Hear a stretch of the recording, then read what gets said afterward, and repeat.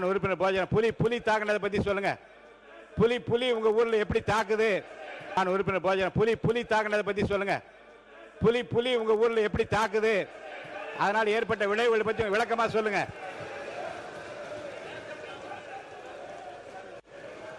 மாண்புமிகு பேரவைத் தலைவர் அவர்களே,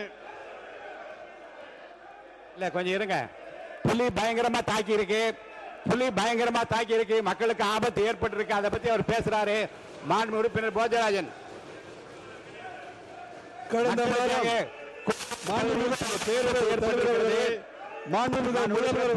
பேசுறது கொஞ்சம் கேட்போம். கடந்த வாரம் நீலகிரி மாவட்டத்தில் மாண்பு உறுப்பினர் போஜராஜன் பேசுங்க. கடந்த வாரம் நீலகிரி மாவட்டத்தில் கூடலூர் பகுதியிலே மாண்பு உறுப்பினர்களுக்கு விதியை படித்து விட்டேன்.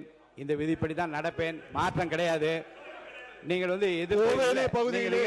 எதிர்த்து குரல் கொடுப்பதாக இருந்தால் தாராளமாக நீங்கள் வெளியே சென்று குரல் கொடுக்கலாம். அவைக்குள்ளே நான் இதை அனுமதிக்க முடியாது. மாண்பு உறுப்பினர் போஜராஜன் பேசுறீங்களா? அவை முன்னவர் மாண்புமிகு பேரவைத் தலைவர் அவர்களே, 110 விதியின் கீழ் உங்களுக்குள்ள ஒரு முடிவு எடுங்க. சீக்கிரமா உங்களுக்குள்ள ஒரு முடிவு எடுங்க. என்ன செய்யலாம் என்பதை பற்றி ஒரு முடிவு எடுத்து நீங்க அமைதியாக நான் நடத்துவதற்கு எனக்கு வழிவகை செய்யுங்க.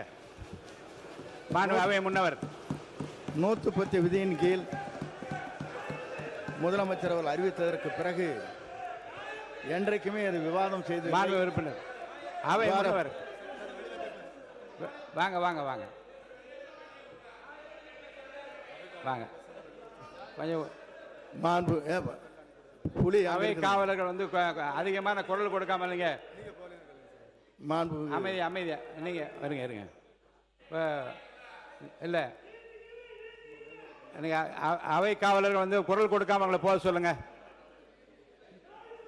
மாண்பு திராவிட முன்னேற்ற கழக உறுப்பினர் தன் தொகுதியில் ஏற்பட்டுள்ள புலிகள் தாக்கியதால் ஏற்பட்டுள்ள அபாயம் குறித்து பேசுகிறார்.